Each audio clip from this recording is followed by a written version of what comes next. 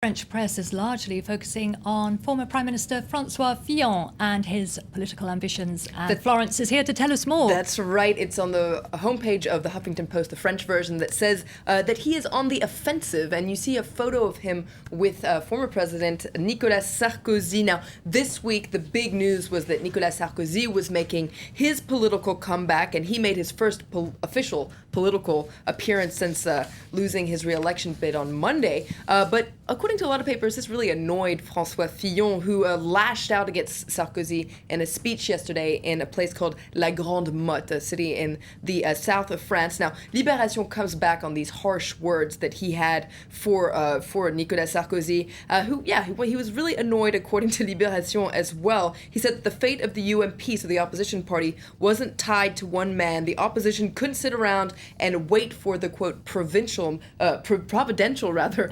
man. And Le Parisien also takes a look at this speech and calls this Fillon's counter-attack, said that he was very threatening towards Sarkozy, showing his teeth. Now, they say that he has his eyes set on the Elysée, and he said that he wouldn't hesitate to run in the first round of the presidential election in 2017 if there's no primary at the UMP party. So Le Parisien says the gloves are off. Le Figaro also looks at this, so all the press is covering this story today, and also suggests that things have gone up a notch between Fillon and Sarkozy.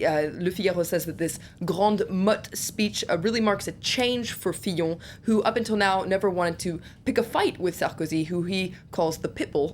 And so it seems like Fillon was tired of being in Sarkozy's shadow and won't let himself get walked on anymore, according to Le Figaro.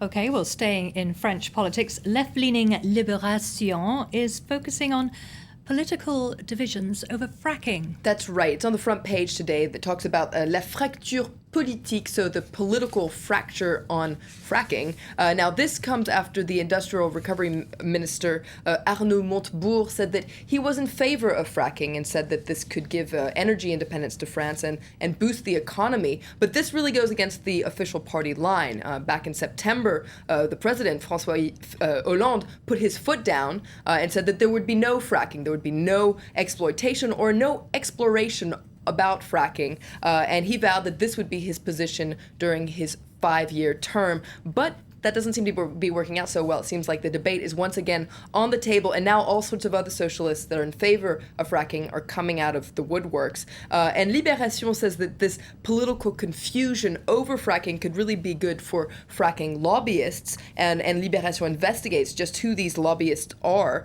And it says that given the vacuum of information on fracking, they're really able to impose their truth and convince a lot of politicians. Okay, well, the right-leaning Le Figaro, meanwhile, is focusing on a government plan to reduce speed limits. That's right. It's on the front page of Le Figaro today that says that the Interior Minister, Manuel Valls, wants to clamp down on speed on French roads. Well, it's just an idea for now, but he says that it's inevitable that France will reduce its speed limits. So the plan is to, for instance, cut down speeds on motorways from 130 kilometers an hour to 120 kilometers an hour, because even though the statistics are a lot better, speeding is a real problem here in France. And in fact, Le Figaro has this convenient little graph where you can compare France to other countries, and if you look at motorways, well, France is really one of the fastest countries when it comes to motorways. Okay, Florence, thank you very much for the press review. Coming up in a few minutes' time, we'll be going live to Cairo as protests by rival camps are planned for today. And in focus, we'll have a report on security rehearsals for Sunday's Bastille Day celebrations. That's all coming up. Do stay with us.